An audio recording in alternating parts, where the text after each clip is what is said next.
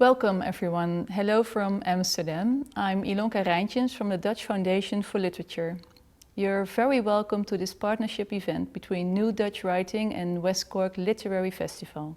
It's a great pleasure to welcome two of the most exciting names in Dutch literature, Lize Spit and Jaap Robben, who will be discussing their latest novels with our moderator Michele Hutchison. Jaap is the author of Summer Brother, which is translated by David Doherty, and Lize has recently published The Melting, translated by Kristen Geerman.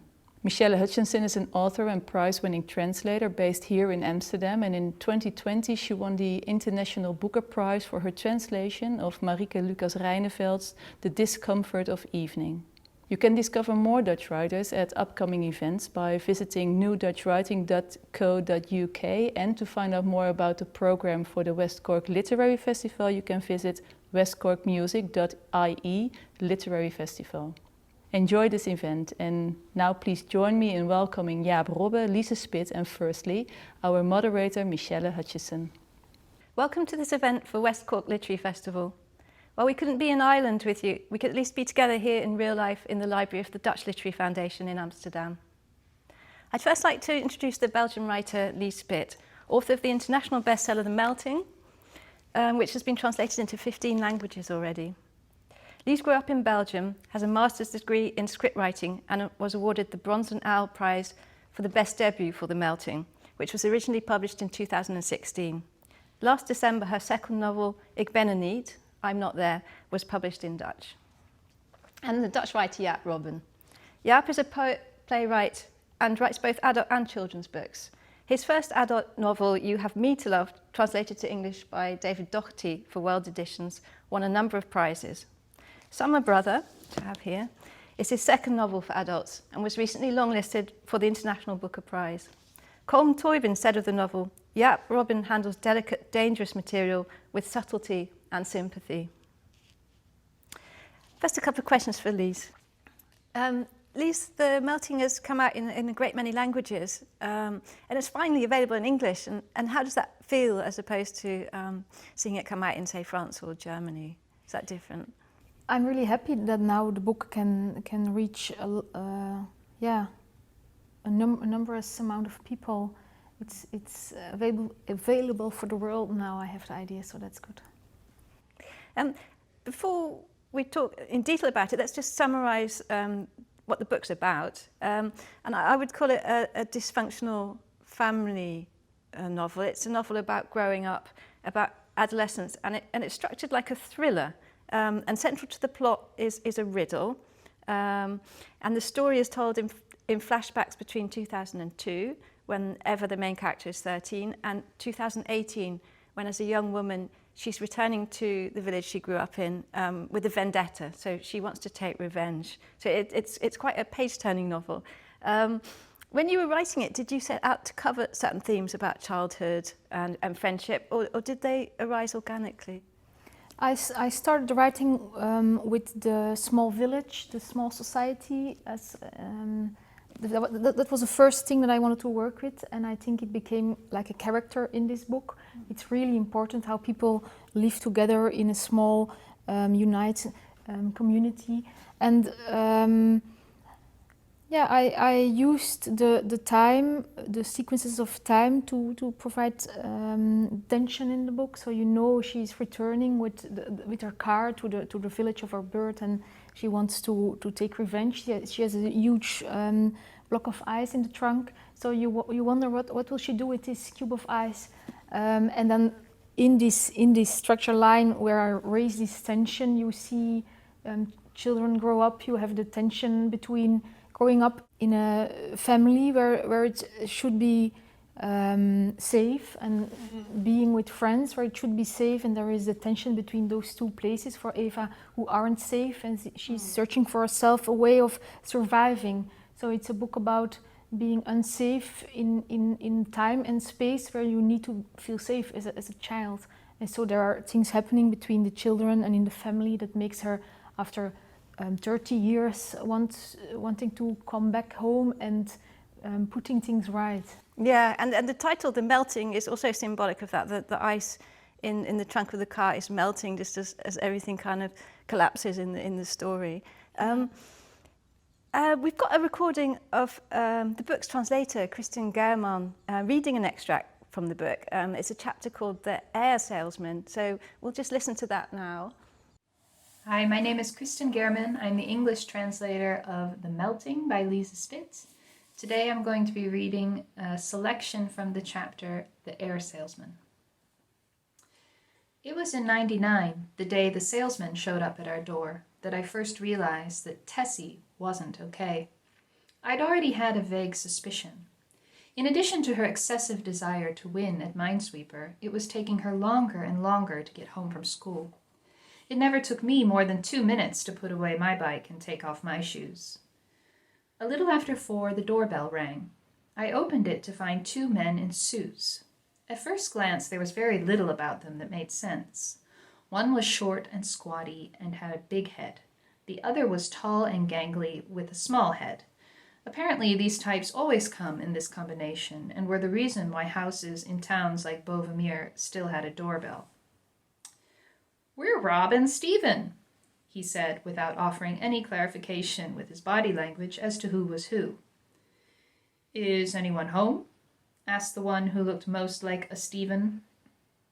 "I am," I said. Just then, Jolan entered the scene with a pair of tweezers and a magnifying glass and announced that we shouldn't wait for him for dinner. Tessie trampled in behind him wearing boots way too big for her feet.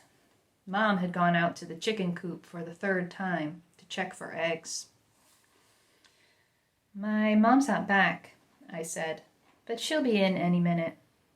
It sounded like a lie, and it was, but it wasn't my lie. We had 5 chickens. And everybody knew that Mom knew that chickens only lay 1 egg every 24 hours, and early in the morning. Still, she went out to check on them several times a day, and every time she came back with a fresh egg in her hand. She must have a pack of store-bought eggs hidden out there somewhere, next to her box of wine. I opened the door a little wider. The men squeezed in sideways between the wall and the sideboard, bringing the cold in with them. Pretty soon, Mom would show up with an egg. I pointed to the door of the chicken coop, an asphalt plate house of cards where we used to store our bikes until the weasels and foxes became a bigger threat than bicycle thieves. Instead of Mom, it was Tessie who appeared at the end of my index finger. Lost in thought, she walked to the back door, stopped, and turned her profile in our direction. She pushed down the handle without opening the door, and then proceeded to repeat this motion several times. Suddenly she spit on the handle, rubbed it dry with her sleeve, and started to sing. I could just make out a few of the words through the window. It was a summary of everything she'd done that day. Big Head cleared his throat nervously. "Can I get anyone a glass of water?" I asked in an attempt to distract the men from Tessie's strange behavior. They followed me into the kitchen. I blew the dog hairs out of 2 empty glasses and filled them with tap water. They wouldn't drink it, but it would give them something to do with their hands. Stephen examined the water's quality. The shorter one glanced at the pile of shoes next to the door. Maybe that's why I let them in, so I could see the disapproval on their faces, the confirmation that there was something fundamentally wrong with us. Men in suits always gave the impression that they had the power to change things, that they had been sent by some higher authority. "How many people live here?" Big Head asked. 5, I replied. "Do you have brothers or sisters?" "Yeah, I have a brother." "How old are you guys?" 14, 11, and 8. The man nodded. It seemed like he wanted to write it down, but was too polite to pull out the little notebook in his pocket. "What are you selling, by the way?" I asked. The room got quiet. The 2 men looked at each other. "Are you sure your mother's home?" the Stephen-looking one asked. I nodded. The back door opened. All 3 of us looked up. Tessie had finally come inside. She placed her boots neatly under the radiator. At first the right one was on the left, but she quickly noticed and corrected it immediately.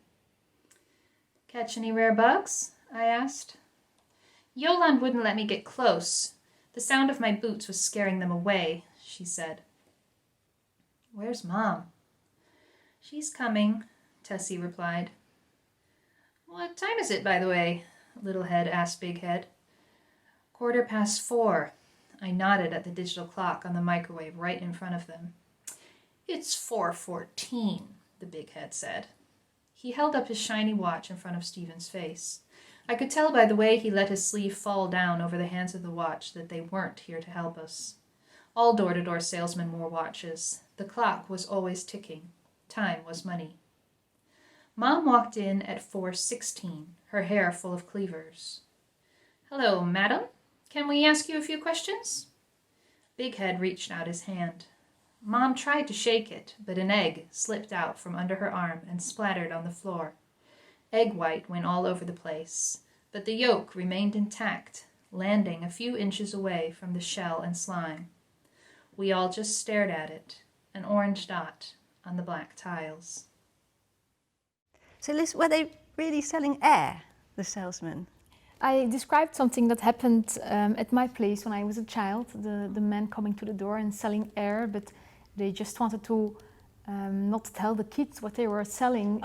They were not selling air, but it was my mom afterwards who said they are selling air because she doesn't want to explain what it was. It was like, it's not a good product, it's something they are trying to take our money away. It's a bit like that, so I made the air sellers. Yeah.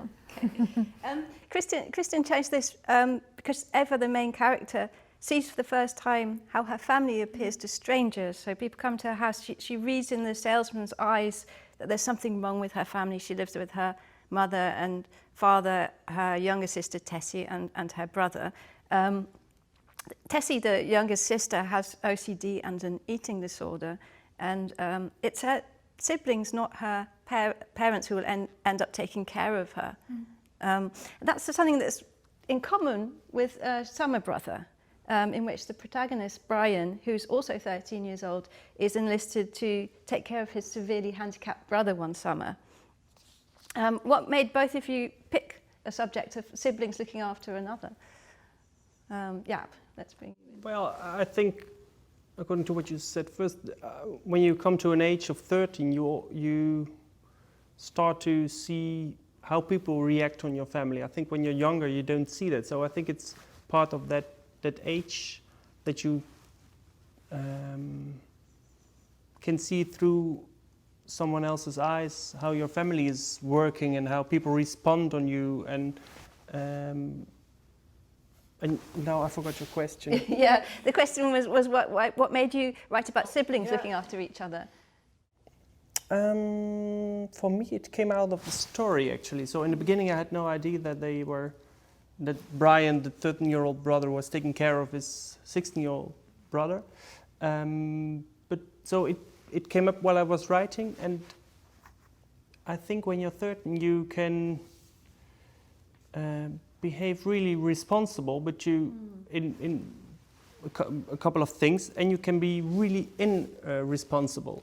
Yeah. And the difference is very dangerous, I think. So I think you can ask a 13-year-old to travel by bus and train and an airplane everywhere, and he or she will make really quite good decisions, but is also capable of making really bad decisions, and that's very interesting. And I think that creates tension. Yeah. The child on the threshold of adult behaviour and still being able to act completely like a child and responsibly at the same time. And adults start relying on children more and more, thinking I think after they grow 12, 13.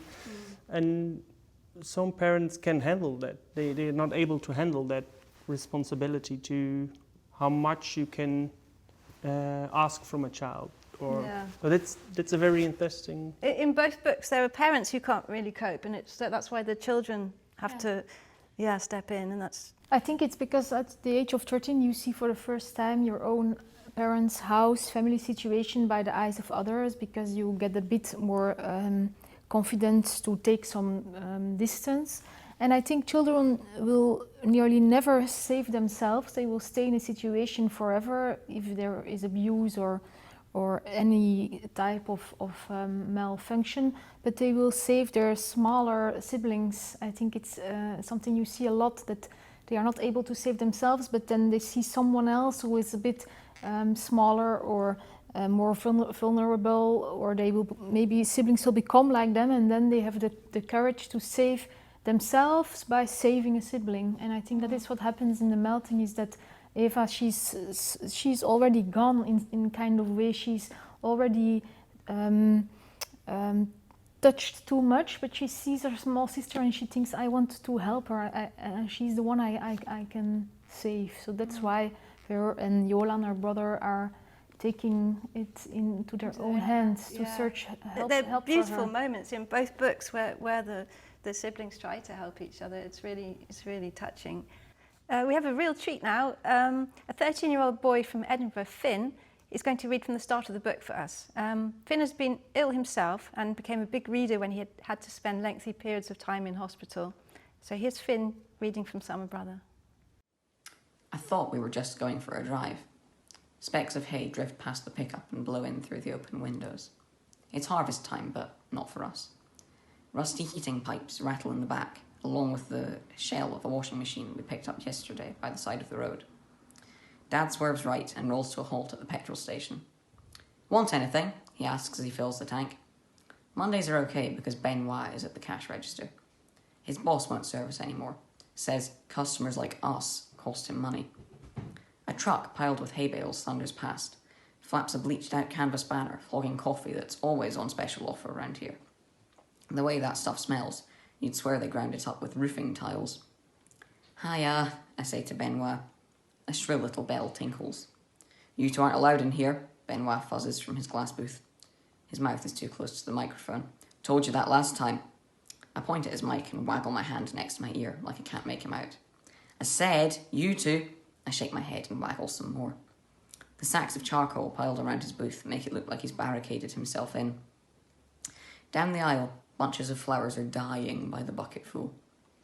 I hang around the fridge packed with energy drinks, while Benoit tries to keep tabs on me in the fisheye mirror below the ceiling. The tinkly doorbell goes nuts again. Benoit, Dad bellows like they're old chums. I was just telling Brian that you... We'll take one of these while you're at it. Dad grabs a massive chocolate egg from the bargain bin. Present for his brother. Are we going to see Lucien? Dad presses the price tag to the safety glass. 50% off, don't forget, he says, picking at the big red sticker. Wait a sec, that can stay on. It's not like his brother will notice. Okay. Benoit stammers and rings up the discount. Tie it up nice with a bit of blue ribbon, will you? His brother will like that. We can't wrap discounted items. Red's fine too. Like I said, it's not allowed. You want anything else? Dad shouts over to me. I shake my head. Right then, how much do I owe you? Benoit swallows and peers at his cash register. That comes to $38.25. Here you go. Dad scoops a handful of coins from the inside pocket of his leather jacket and clatters them into Benoit's tray. And not forgetting, he fishes a folded tenner from his jeans pocket and makes a show of smoothing it out. Now wrap that thing up, will you? Nice and fancy like. I need to count the money first. It's just that we're in a bit of a hurry. Benoit nervously starts sorting the coins. Chocolate has smeared the plastic even before we reach the car. Dad strides ahead, blue ribbon fluttering behind him.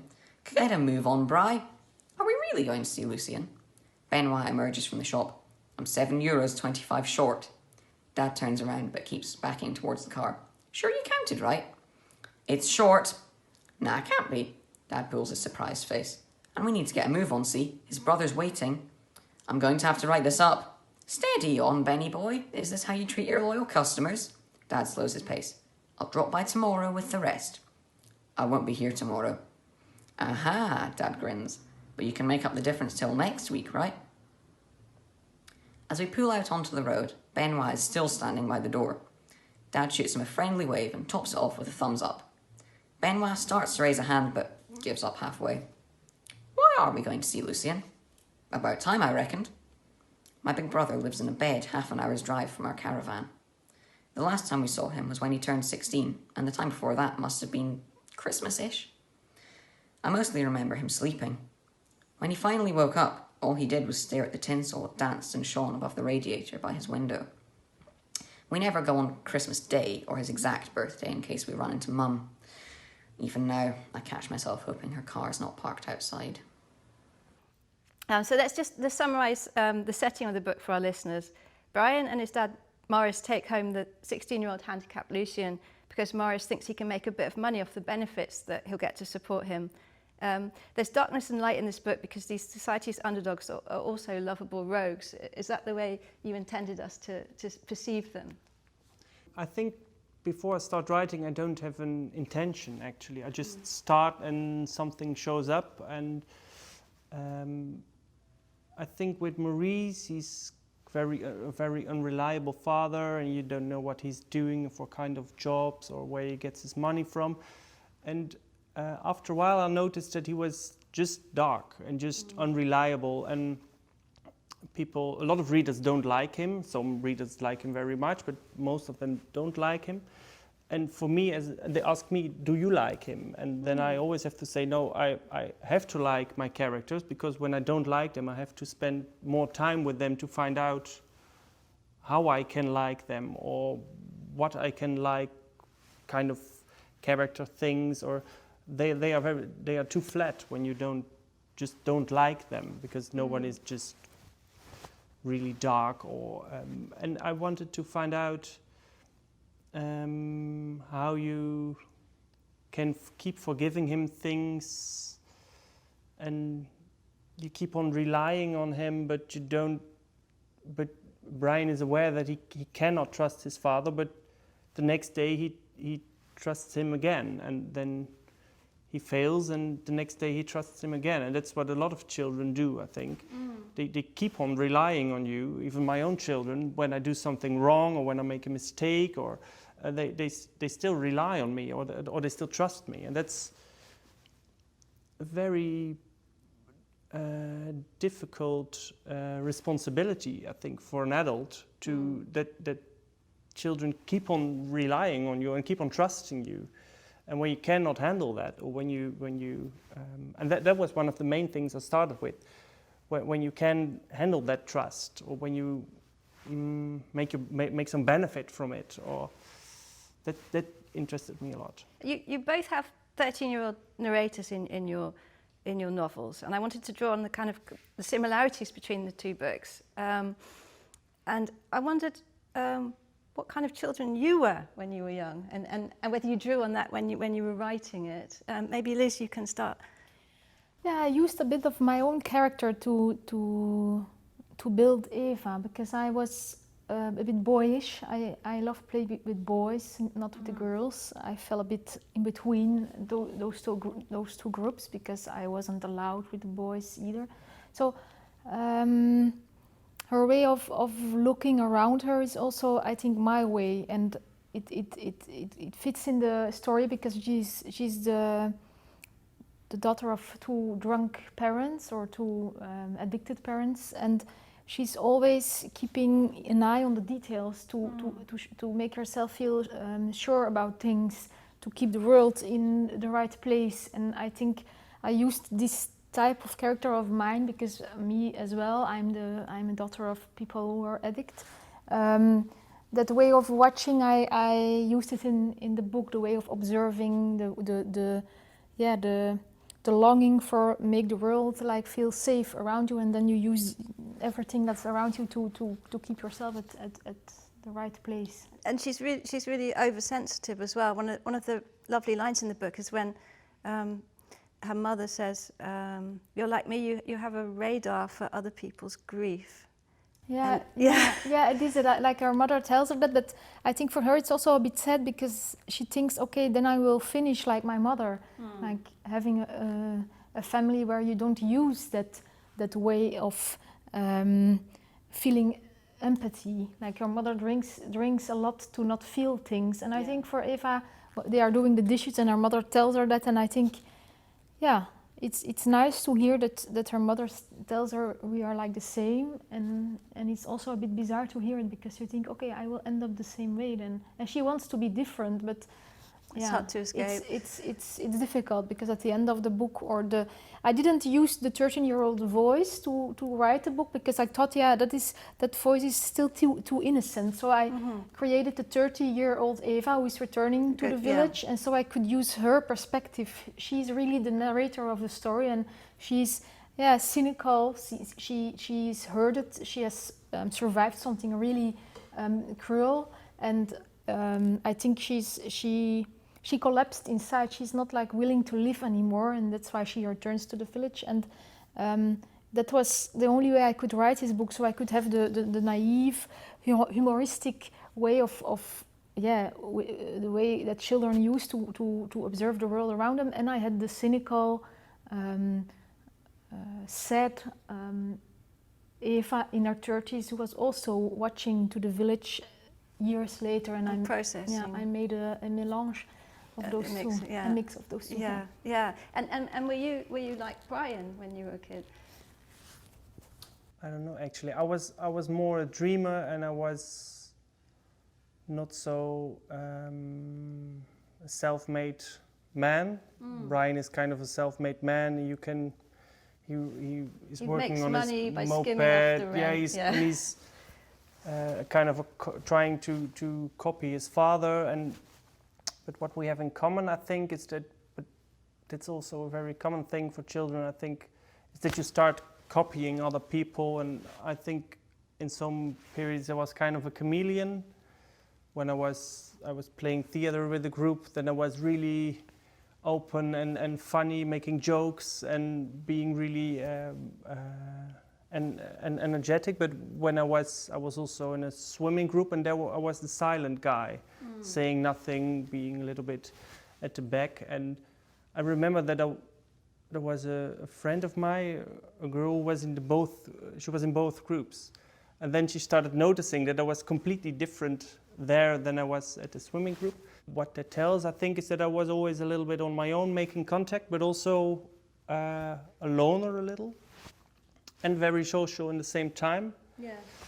And I was always observating, and I think that's something common with you, for details or social structures, or when there was something wrong. Or I have many clear memories of my childhood, but the most of them are connected to what someone said, how someone did respond on that, how I felt at that moment, but really from long ago when I was 6 or 7, or what my grandmother said and how my mother reacted, and what I thought that was happening, and how I could influence on that, or that. And what is connected to the book is that my parents used to work in a home for people with physical and mental disabilities, and I went with them really often. So till the age of 4, they didn't have daycare for me, so I went with them once, twice a week, and did spend a day there. I had my own room where I did sleep at noon, and so there I started thinking about this book when I was 4. No, just kidding. We'll return to that in a moment, but first, Liz was going to read an extract from the book, which really sets the scene in 2002. Perhaps you could do your reading now. I choose this one because the book is about the 90s. It plays in the 90s, so there are a lot of details about the 90s, and it also shows a bit of the empathy of Eva. Encarta, 1970. I never really asked for world peace. I didn't ask for a rosary either, but I got one anyway from my grandpa for my first communion. Instead of the standard donation to my new bike fund, he handed me a little leather pouch.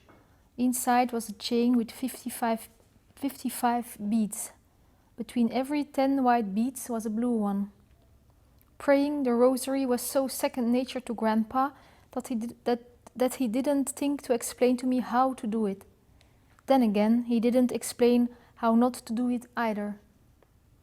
I started in the morning in the bathroom on my bare knees. I ran the beads through my fingers like I'd seen him do.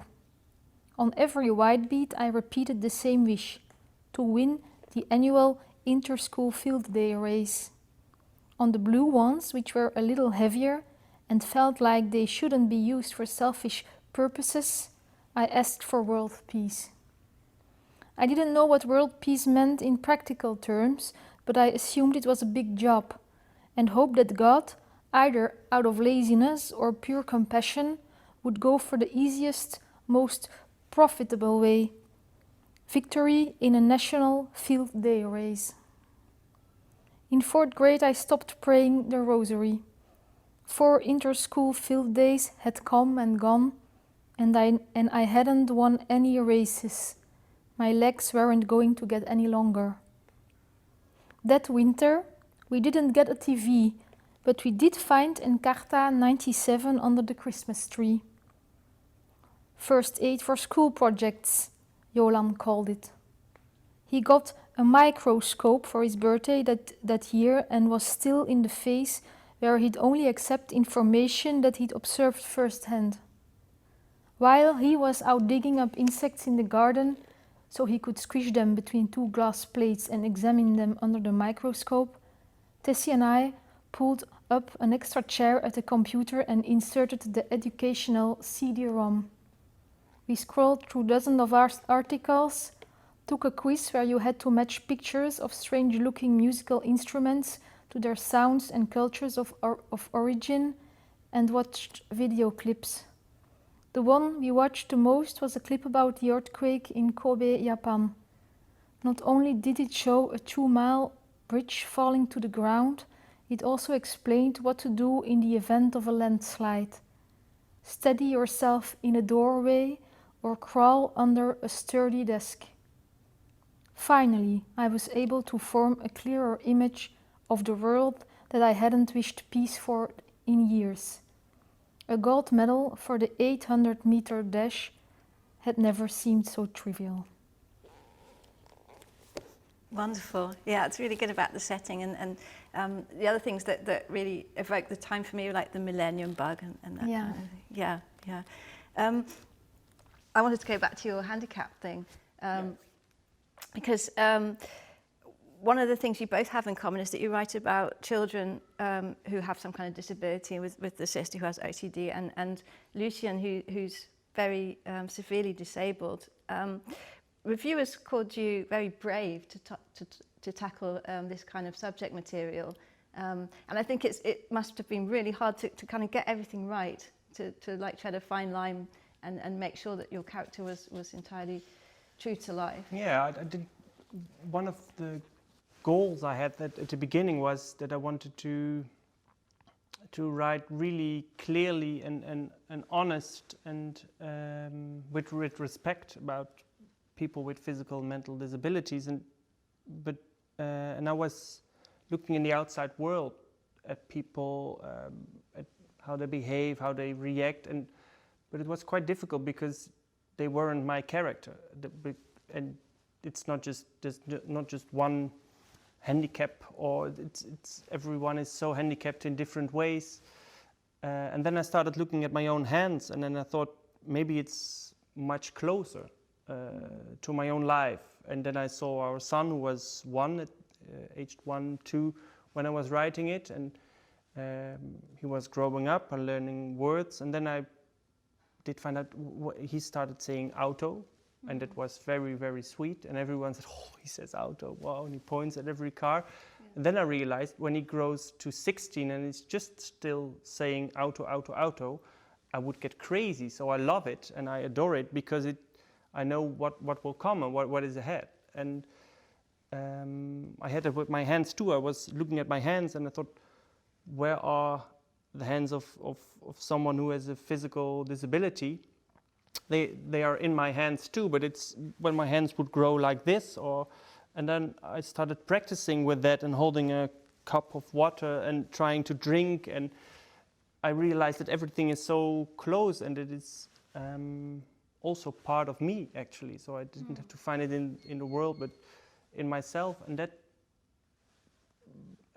gave me the feeling. So I don't feel brave at all, like you asked in the beginning. Because it was,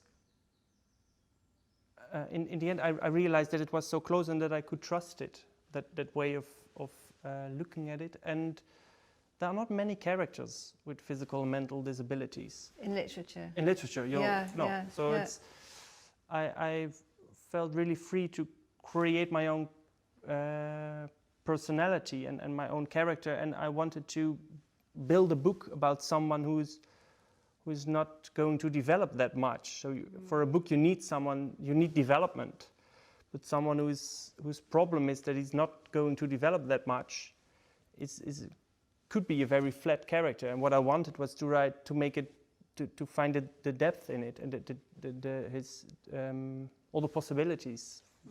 I mean, his brother does help him to recover some kind of mobility, and he does walk again by this. Yeah, but it's also got to do with medicines, and so I did read a lot about medicines and where you quit it, and Lucien's reacting very unreliable, so he's also quite strong, and he has got the body of someone who's 16-year-old, but innerly is 1-year-old, so he's very strong but very unreliable, and then they started to medicate him, and because of the medicines he's really anesthetized. Yeah, and when he and Brian hears that in his home, and he thinks, when I quit giving him the medicines, maybe he does perk up. Yeah. I mean, one of the things I think is also that you dare to tackle the difficulty of looking after a handicapped relative. Yeah, because it's really hard. Really difficult. Yeah. Taking care about a child who is not having a handicap is already quite intense, but someone who is... when our son was born, I noticed that a lot of family and relatives hang over his bed and start saying their own name. And I didn't know why they did that, but a lot of people did that. So they came there and they said, well, I am Uncle Jos. Jos, say it. And he was 3 months old, so he wouldn't react. But they kept on doing it, and especially the men, they did that. And I thought, why do they do that? Why do they say their own names? And that's because people want to be recognized for who they are. And so then the first moment came with a birthday, and our son said, Jos, Uncle Jos. Wow, he had a red face, he was blushing, and he was extremely honored that he had a name for my son. And then I realized that I think I can imagine that it's really difficult to take care of your child who doesn't respond on you or in a way doesn't recognize you. And of course he will recognize you, but not in with words or with things that we are used to. So you have to find out with your own child how we respond on things, or how we gives you a feeling of being seen, or that you know that someone loves you, I think, or that you can show affection, and I think that's really hard when someone is not able to show you affection, or then to keep on giving love and to keep on taking care and spending all almost your complete life to a child. So I think that can be really intense. And there's affection in the melting as well. Tessie has OCD, and this repetitive behaviour is a kind of way of gaining control of the world and the situation. And her sister opens a document for her on the computer, and then she finds a kind of code typed in there, but she reads her own name into it. Yeah, it's true that Tessia has like an obsessive way of always typing on the computer in the hallway that is not attached to the power. So Eva invents a way to try to see if there is a pattern also in what she writes, and she finds out her name is in it, but it can be toeval, coincidence, I think. Yeah. So, but she wants also that maybe she doesn't want to be in those things that are typed. Maybe she wants to be in there, so she knows it even to find her name in the way that yours. Yeah. And she takes care of her little sister by giving or feeling for her, because Tessia is always playing Monopoly on her own and other games, and she's playing. Yeah, she's changing from chair to chair, and Eva really wants to help her, but she also wants to go with her friends and not always being stuck with her little sister. And yes, she's split it in two with her sense of feeling guilty and also wanted to have a nice moment herself. Yeah. One of the things I noticed in both books was quite a lot of bodily fluids. You write about changing the nappy of a 16-year-old. You look like this when you say it. Yeah, all the gruesome detail, and you write about menstruation and worse. And for me, as a British reader, that's quite a kind of taboo subject. Is it? Do you think it's a Dutch and Flemish thing that you're quite open about this, or is it to do with the general subject matter of childhood and? Yeah. Well, it's not that I like to write about fluids. It's not my theme or a goal to. But when I write, I want to be really honest. So I don't want to hide myself behind something, or I don't want to make it more beautiful than it is, or to put things away because they are dirty or they smell bad. But everyone goes to the toilet, so it's also a kind of preut. What is it in English? Yeah, prudish. Prudish. Oh, yeah, maybe we're prudish, not to. But we should be more prudish, I think, in the Netherlands, maybe in Belgium too. But I don't want to. When I start writing, I'm always aware of the reader, and I think of the neighbors of my parents, and I think, oh, they are going to read the book too, and afterwards they're going to say, we didn't like every part, and but I want to forget it. So I want to forget the neighbors of my parents, and I want to forget all the people who are going to read it, and I just want to focus on what does the story need. And after some weeks of writing, I get into the story, and then I forget all the readers. And especially with Lucien, I needed some body fluids because he's wearing nappies and he's 16 and he's got an erection, and there's, for people with physical and mental, especially for in that age, they've got a sexual they've got sexual feelings, and I wanted to write about that because it's always ashamed or put aside or embarrassed, or people don't want to see it. With Selma. So Brian kind of falls in love with a girl who lives in the home. She's 19. She's much older, but really she's not much older because in herself she's very young. She's younger, yeah. Well, that's really a problem for people who are sexually developing, and they may not have that feelings, and that's extremely sad. And other people decide that they may not have children, and they may not have sex, or they control that, or they keep them away from other people, but they've got sexual feelings too, and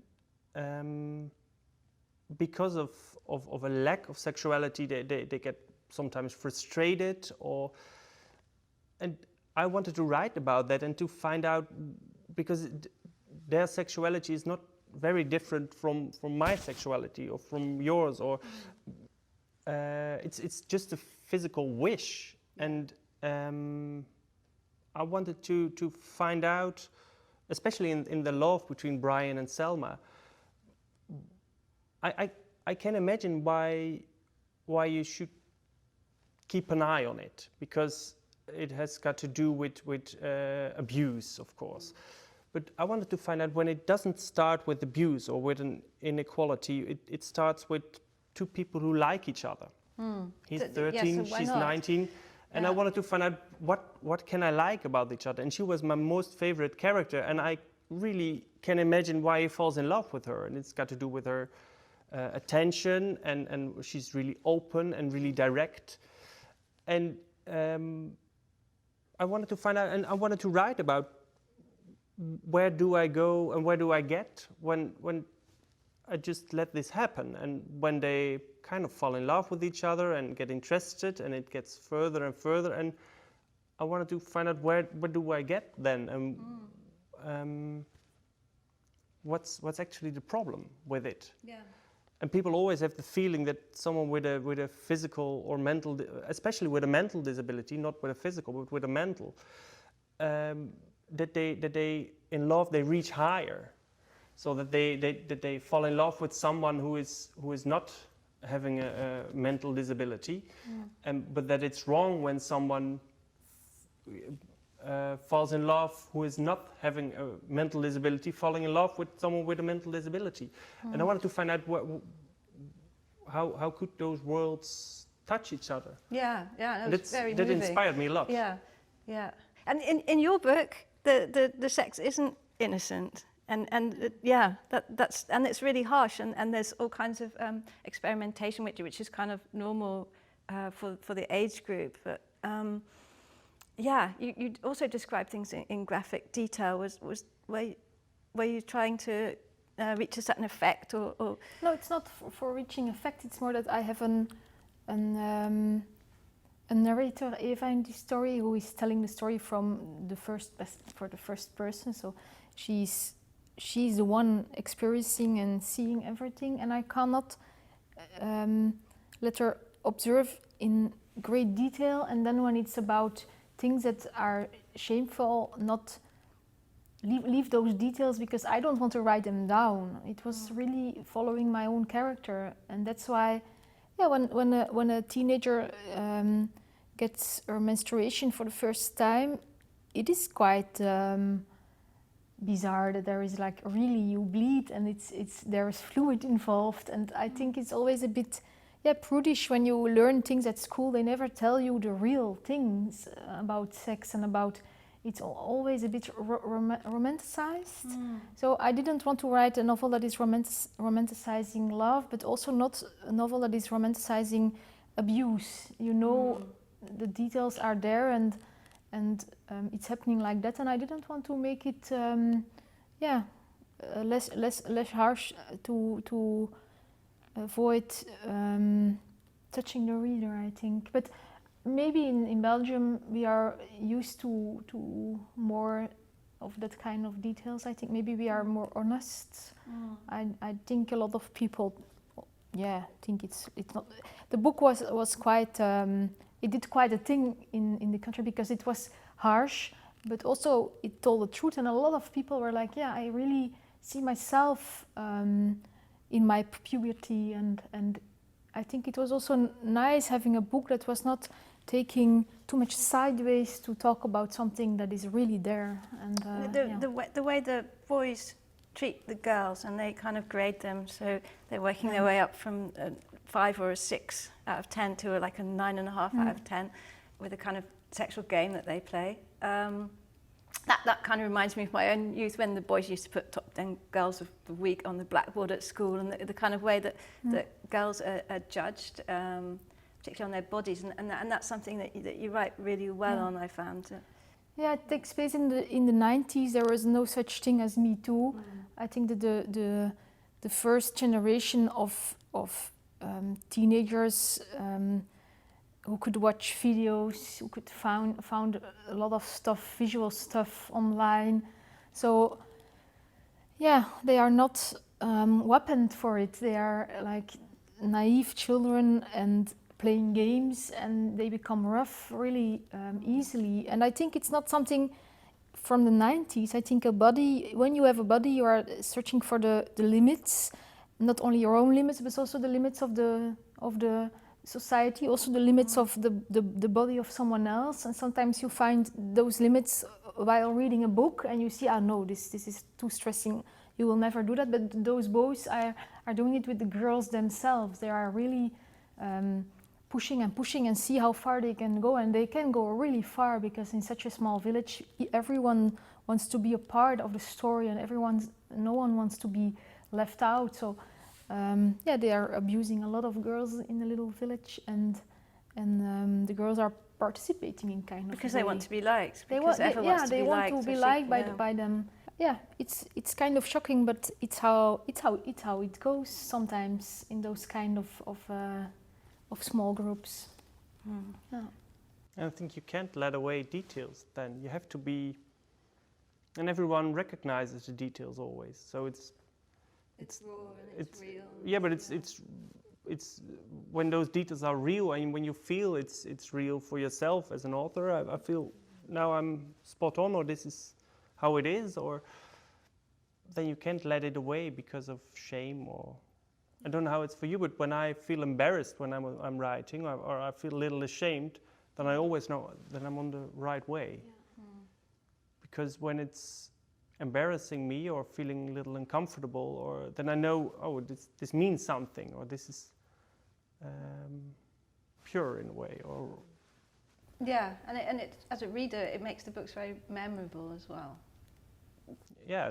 But that's the result. Then I'm always not aware of the book when I'm writing. I'm trying to find out the story, and I think books are also small worlds where you can show those experiments or those games, and to let people read about what happens. And what I admire in Lize's work is those kind of things that she always shows you very dark places, but at the same time, and sometimes in the same sentence, she shows some empathy for it.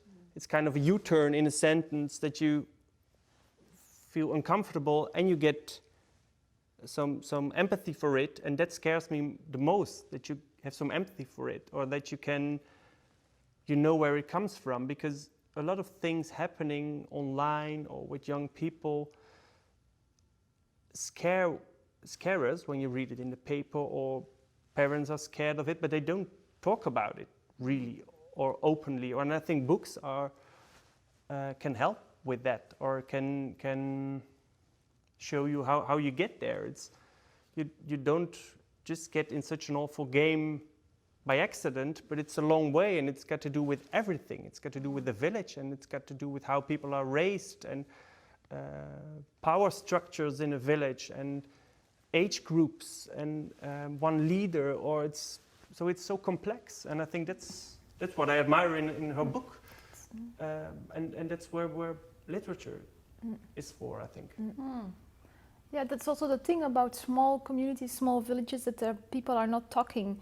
They are talking about each other, but not with each other. So there is a lot of things that are pushed away, and I constructed some characters, and Jolan, the one that is like doing the most. Not Jolan, not the brother. I was meaning Pim, who does cruel things. He lost his brother at the beginning of the summer, but he has no one to talk about it. So his feelings are like stuck inside, and he's searching for ways to express them. And he wants to hurt other people the same amount as he's feeling bad. I think he wants to externalize it by abusing other people.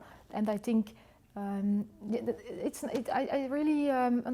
think it's right that in a book you can try to see how far can I go as a writer as well, to show people how far it can go without losing them. I think if you create characters that are layered and not only bad, but everyone is at the same time een dader en een slachtoffer, how you say? A perpetrator and a victim. Yeah, and I think in our books you can, like every character, you can pin both titles on. They are never, only bad or only good, I think.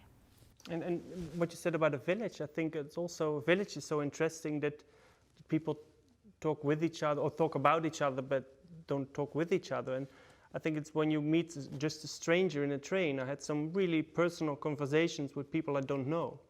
But when you talk to, in a village, you know everyone. I live in a very remote village. You know everyone, so you're not really keen on sharing everything, because you know everyone will know afterwards, and you don't know how it will affect you. But you don't have so much strangers just in a small village. And I remember that when I was reading your book, it was kind of January or something, really gray, and everything was brown. And the final the thing that I remember the most of your book was afterwards that I thought, oh, we have to leave this village, we have to move, we have to live somewhere else. Oh, sorry, Ro. I went looking for other houses, but we stayed. Okay, nice. You were going to read another section, so let's do that. It's when Brian and his father are visiting Lucien in his home where he lives. Ready? Dad looks at me, one hand on the door handle. Brian? I nod and he throws open the door as briskly as he once pulled milk teeth from my mouth. The closed blinds flap against the open window. Crepe paper birds on strings dangle from the ceiling. Below them lies Lucien. The thick hair on the back of his head is sticking up, uncombable as ever. From the waist down, he's lying flat on the blanket, but his face and his upper body are turned away from us. He's grown closer to the sides of his bed since we last saw him. My brother changes in little things, thicker eyebrows, spots along his hairline, bottom lip sticking out like the rim of a holy water basin. Lucien! His eyes open to two slits, a yellow breadcrumb in the sleep in one corner.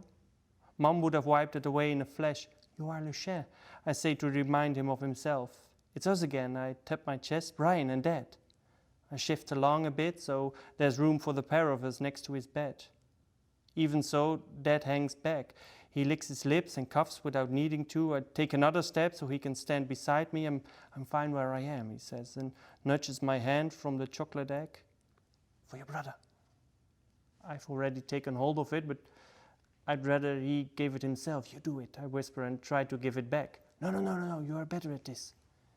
His hands disappear into his jacket pockets. Lucien leers at us. I hold the egg up to his face a second, then put it down on the bedside cabinet. Lucien only understands chocolate when he tastes it. It's been a few months, hasn't it? I want to touch him, but I don't know how, so my hands stroke the railing of the bed. On the magnetic photo board by his head, Lucien is curling at the edges. It's the one where Mom is crushed beside the wheelchair and her leggings have squeezed her tummy into two rolls. A ponytail spouts from her head and her hands clutch the same shoulder bag she had for 1,000 years. Above it's a new photo with Didier. Like all their pictures, he's got his arms around her and she is pressing her cheek to his to show us how much he loves her. Didier, Dad always calls him with his putting on his lalida voice. Mom always sticks their snapshots in the middle. Peeping out from behind them is a group photo of Lucien with the other residents at the entrance of a theme park. Everyone is looking at the camera except my brother. The only photo of him smiling is the one where a stranger's hands are holding a guinea pig to his cheek. I'm down at the right-hand corner of the magnet with the magnet half over my face. It's the photo Mom had in a little window in her purse. One of my front teeth has just come through and my hair is slicked back and gel tight. I remember feeling all grown up because it was the day I got my earring put in. I had one of those red tail braids down my back too, but you can't see that on the photo. Look, I say to Lucien, that was me. There's a familiar strangeness in talking to him, mostly because he doesn't say anything back. Grown-ups are better at jacking like this, even if it does sound like they are talking to their dog. Yeah, nice contrast between the two worlds of the child and the adult. The contrast, yeah. One last thing I wanted to talk about were two themes in your books that I felt were kind of really strong metaphors. And Lize, for you, that was meat. One of the boys lives at a butcher's shop, and there's also a farm with cows and things. Throughout the book, there's kind of raw meat bought and chopped and eaten. And one point, one of the boys says that cows are only strings, that meat's the kind of strings that are waiting to be unraveled. And I wondered whether, like, humans are also as flesh that we're waiting to be unraveled, and why there was so much meat in the book. Yeah, the meat was there not really by choice, because when you live on the countryside you have those big farms and meat farms, and you have the butcher shop in each village, and the baker shop. So but I also wanted to the cold universe of the fridge where all the meat is hanging and they are playing there and they are doing rough games in the garden house of the butcher's home. Yeah, it underlines that people can treat each other as meat, as people without empathy, without feelings, or you can see the human, also the human in the beast sometimes. And I think it's also at the end of the book, the two friends of Eva, Pim and Laurens. Laurens is the son of the butcher, and Pim is the son of the farmer, and they treat Eva like a piece of meat in the end to achieve something by the other girls. And it's also their way of handling Eva is a bit in their way of handling the meat.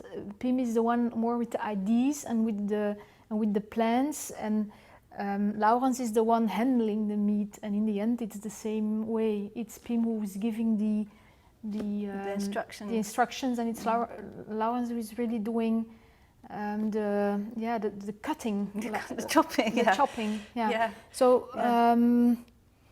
it's in the book because it's in me, I think, also, and it underlines the themes and the atmosphere. Yeah. You're not a vegetarian. I'm not a vegetarian, but I worked as a teenager. As a child, more when I was 12, I worked in a butcher shop, and I cleaned all the blood and all the things after school. And so when I needed to choose the shop for the parents of Laurens, I thought, they will be butchers. Also because butchers' wives are often like big mothers, like really the motherhood in those kinds of women. Like I like it a lot.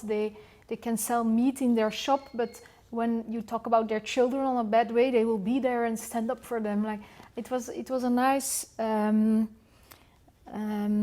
tegenstelling. It was a nice contradiction. Contrast. Yeah. And of course, the mother is the butcher's wife is the one that Eva hopes to turn to for solace, for comfort. Yeah. Eva has found a surrogate mother in the mother of Laurens, in the butcher's woman, and at the end, when this woman, this mother needs to choose a side, she will always choose her own child. So at the end, Eva is really left alone by other mothers because they all choose their own children. And I think that's the most sad thing about the book, is that Eva at the end, she's really on her own because she has her own parents not looking after her. I think that's the idea. Yeah. And Jaap, a theme I found in your book was insects. So there's the title in Dutch, which is Zomervacht, summer fur, and it refers to a bumblebee's fur. There's wasps flying around all the time, and there's always a threat of being stung. There are flies and there are ants. So there are both threatening insects and social insects, and I wondered how that, whether that was conscious or... Well, it's quite a funny question, because while I was writing, I think after a year of writing, I think I did write 2 or 3 years, worked on the book. After a year, I realized, but it's in the summer, there are insects, but I didn't have an insect that did not bzz anything. So I thought I need just one bee somewhere or wasp. So then I started noticing, and I thought, where can I use them, or what do they mean, or where can I... And in the beginning, they were just at places where there was a Coke or drinking something, and then I thought I just need them there. But then it started growing, and I thought maybe the wasp is an interesting character. In a Dutch cover, there is a wasp playing in some, kind of, what's in watte? Cotton wool. On the Dutch cover, some cotton wool with a wasp in there. And then I realized the book is actually about a wasp, but you don't know who is going to hurt someone, and who is the one who is going to be hurt, and who is the one who is getting blamed for the pain, and also that in the end, or in the last sentences, there's also a wasp getting very close to Lucien, and that he's not capable of keeping himself safe from wasps or from insects or from threats, dangers or threats. That's for me where the book is about. So it's more metaphorically than that I'm really interested in insects, or Yeah, it I worked still really hate well. mosquitoes. And Okay, there's mosquitoes in there too. yeah, Yeah.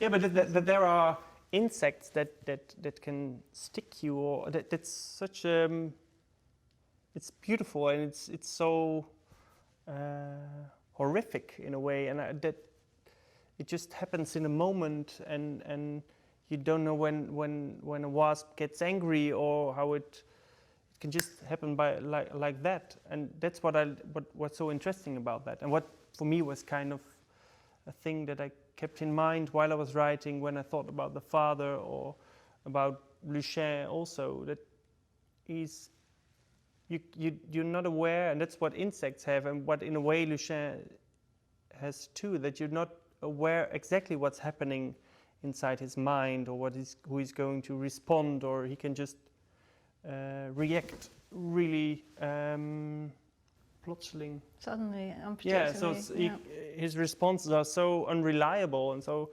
all of a sudden he grabs Brian or hurts him, and that's what a wasp does too. So you are always aware that something can happen when you don't do something strange with a wasp. It will leave you alone, but it can also just attack you, and that feeling or that danger that's in those insects that inspired me. Yeah, thank you. I think that's all we've got time for, so we'll round up. But I just want to say thank you. Yeah. Yeah, thank you too. Thank you, Thank you Lize. too, Michele. The Melting, been published by Picador, translated by Kristen Gehrman, and Summer Brother, published by World Editions and translated by David Doherty. So please do buy the books. And thanks to West Cork Literary Festival, to the Dutch Literary Foundation, the New Dutch Writing Campaign, and all the other sponsors. Thank you.